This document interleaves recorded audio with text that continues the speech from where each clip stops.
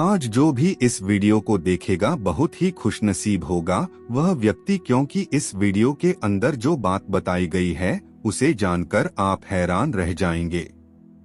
दोस्तों, पहले क्या होता था, सभी लोग एक साथ बैठकर भोजन में सब्जी और रोटी खाते थे। परंतु आज का आधुनिक कई ऐसी चीजें आ गई है जो कि श्री कृष्ण भगवान कहते थे कि अगर कोई व्यक्ति भोजन के रूप में इन 3 प्रकार के भोजन को ग्रहण करता है तो उस व्यक्ति की जीने की क्षमता, काम करने की क्षमता, धीरे धीरे उसकी आयु कम होती चली जाएगी। अंत में वह जल्दी ही मृत्यु को प्राप्त हो जाएगा।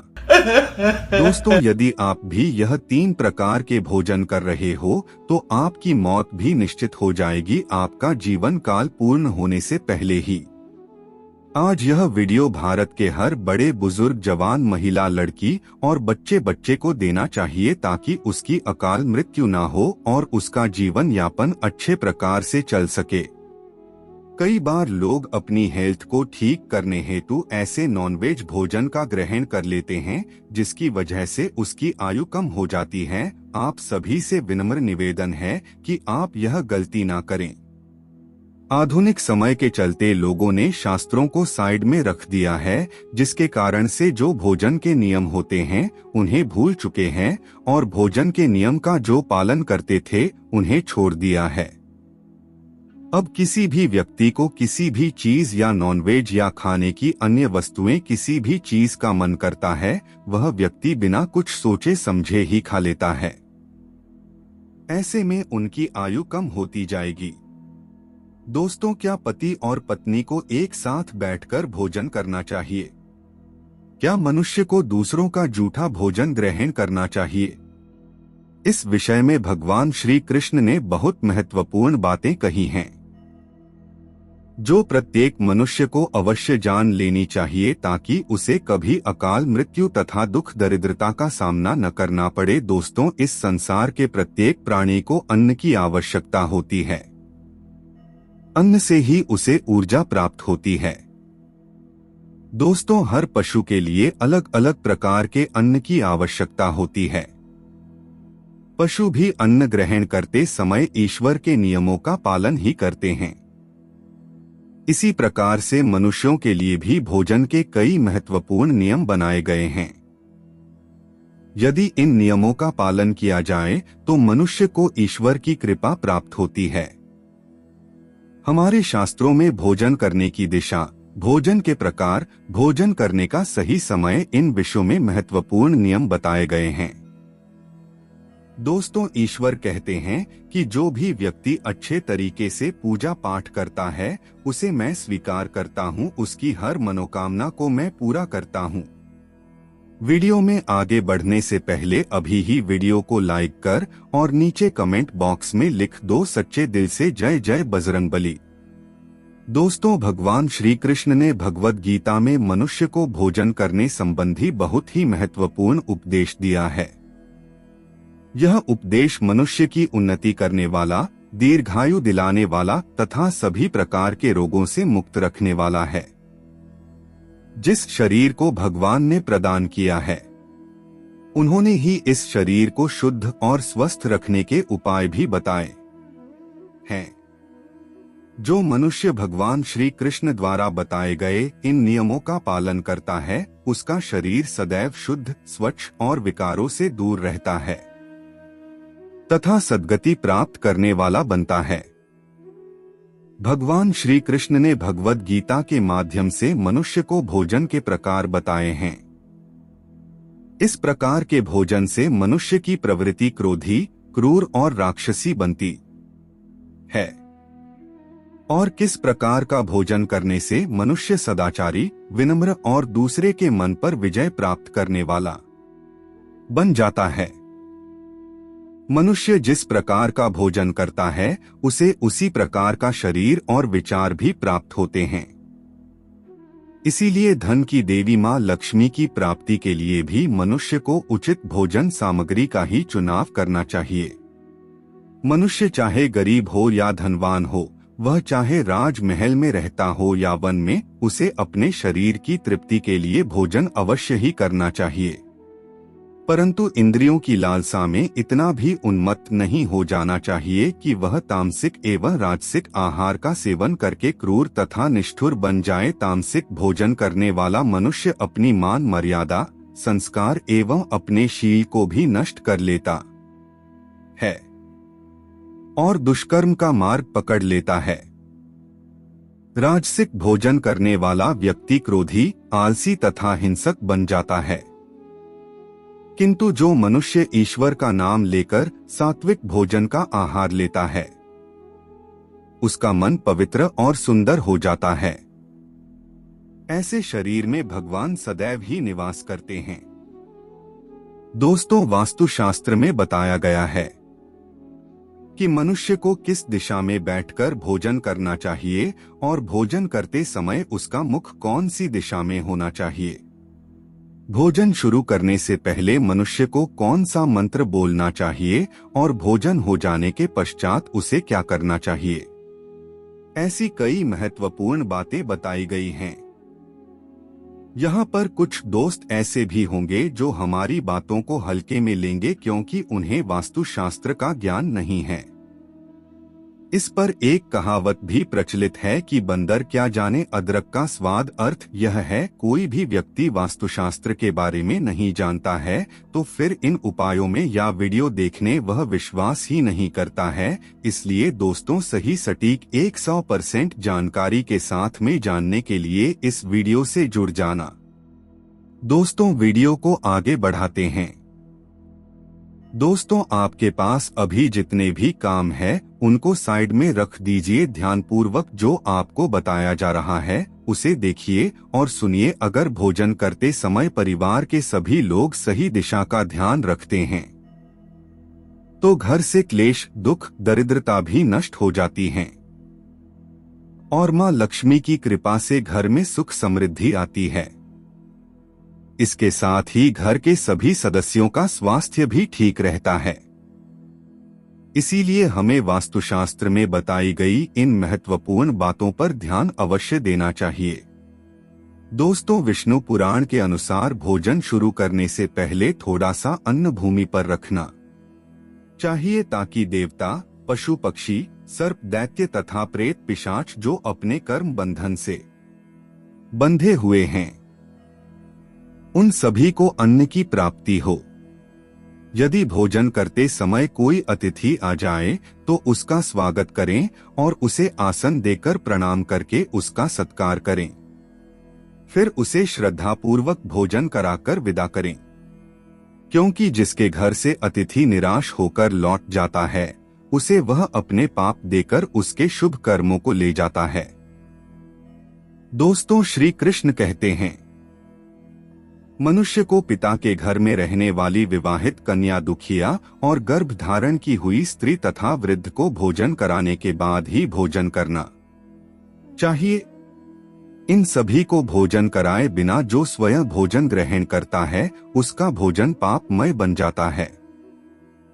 ऐसा व्यक्ति नरक में ही जाता है। जो स्नान किए बिना ही भोजन करता है उसका भोजन मल क्षण के समान हो जाता है। जो बालक एवं वृद्ध आदि के हिस्से का भोजन करता है उसका भोजन विष्ठा के समान हो जाता है और जो बिना दान किए ही भोजन ग्रहण करता है उसका भोजन विष के समान बन जाता है। मनुष्य को कभी भी दुराचारी व्यक्ति द्वारा दिया गया अथवा दूसरों द्वारा अपमानित करके दिया गया भोजन कभी भी ग्रहण नहीं करना चाहिए।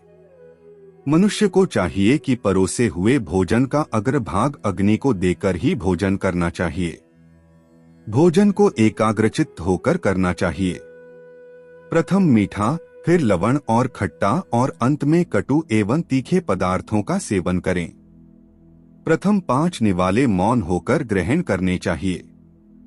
ऐसा करने से व्यक्ति के सभी पाप कर्म तुरंत नष्ट हो जाते हैं और भगवान की कृपा से उसे जीवन भर कभी अन्न की कमी महसूस नहीं होगी। दोस्तों, वास्तु के अनुसार पूर्व दिशा में बैठकर भोजन करने से व्यक्ति रोगों से और मानसिक तनाव से मुक्त हो जाता है। बीमार बुजुर्गों को पूर्व की ओर मुख करके भोजन अवश्य करना चाहिए। इससे उनके स्वास्थ्य में सुधार होता है, क्योंकि पूर्व दिशा उगते हुए सूर्य की दिशा है और सूर्य देव बल, आरोग्य तथा दीर्घायु प्रदान करते हैं। अगर कोई व्यक्ति व्यवसाय में तरक्की चाहता है अथवा नौकरी की तलाश में है तो उत्तर दिशा की ओर मुंह करके भोजन करें। उत्तर दिशा मां सरस्वती की दिशा है। इससे उस व्यक्ति को कार्यों में सफलता प्राप्त होती है। ध्यान रहे दक्षिण दिशा की ओर मुख करके भोजन न करें। यह दिशा यम की दिशा है। वास्तुशास्त्र के अनुसार टूटे फूटे बर्तनों में भोजन नहीं करना चाहिए, यह दुर्भाग्य को निमंत्रण देता है। भोजन हमेशा स्वच्छ थाली में ही करना चाहिए। गंदी थाली में भोजन करने से जीवन में दुर्भाग्य आता है।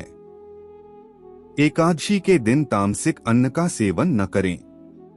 शास्त्रों के अनुसार जो मनुष्य एकादशी के दिन तामसिक अन्न अर्थात मांस का सेवन करता है, लक्ष्मी उसे छोड़कर चली जाती है। भोजन का अपव्यय करना शास्त्रों में अनर्थ माना गया है।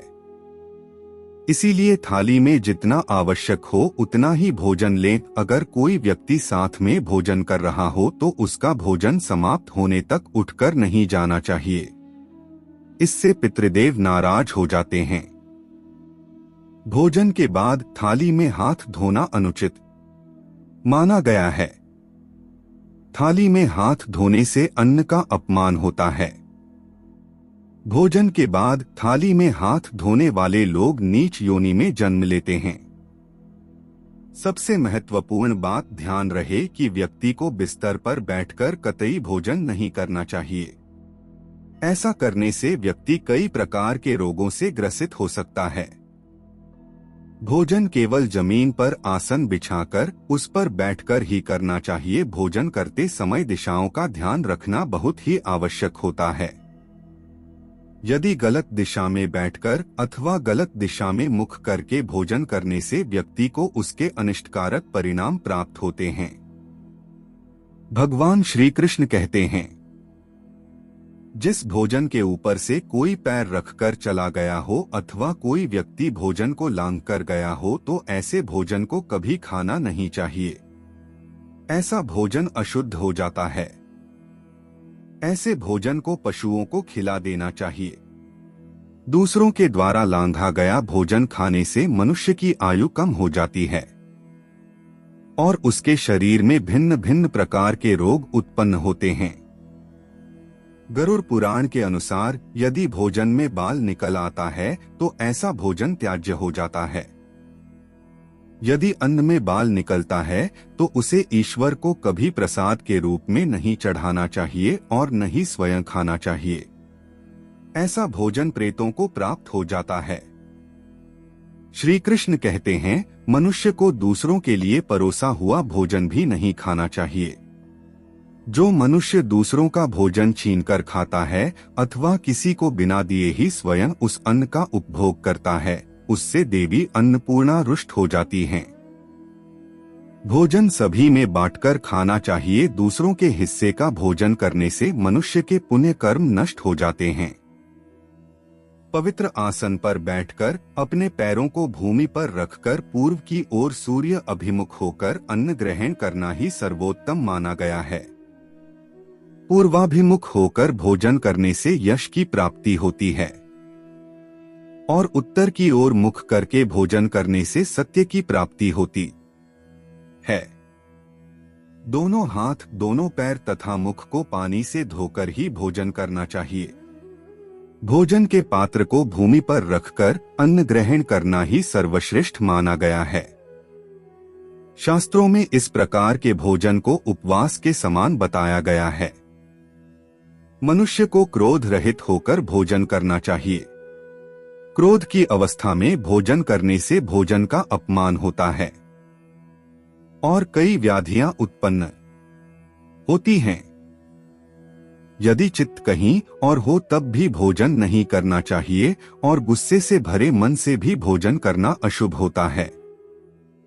जो जूते पहनकर भोजन करता है, इस प्रकार के भोजन को आसुरी भोजन कहा गया है। ठीक मध्य रात्रि में ठीक मध्याह्न होने पर भी भोजन करना अशुभ माना गया है। यदि पेट खराब हो तब भी भोजन नहीं करना चाहिए। गीले वस्त्र पहन के भी भोजन करना अशुभ होता है। दूसरों के लिए परोसा गया भोजन भी कभी नहीं करना चाहिए। सोते हुए खड़े होकर टूटे फूटे पात्र में भूमि पर रखकर अथवा हाथ पर रखकर भोजन ग्रहण करने से दरिद्रता आती है। भोजन करते समय वेदों का उच्चारण नहीं करना चाहिए। शास्त्रों के अनुसार स्त्री को पति के भोजन के बाद ही भोजन कर लेना चाहिए। यदि पति घर से दूर हो तो पति को ध्यान करके भोजन ग्रहण करना चाहिए। इससे पति की आयु लंबी होती है और स्त्री सदा सुहागिन रहती है। पति से पहले भोजन करना शास्त्रों में शुभ माना नहीं गया है। इससे पति की आयु कम हो जाती है। इसके साथ ही विष्णु पुराण के अनुसार पति और पत्नी को एक साथ बैठकर भोजन नहीं करना चाहिए। ऐसा करने से दोनों में क्लेश और विवाद होता है। अंधकार में अथवा आकाश के नीचे बैठकर भोजन नहीं करना चाहिए। भोजन करते समय सिर पर छत अथवा वृक्ष की छाया अवश्य होनी चाहिए। विष्णु पुराण के अनुसार केवल एक वस्त्र पहनकर भी भोजन करना अनुचित होता है अथवा नग्न अवस्था में भोजन ग्रहण करना अशुभ होता है।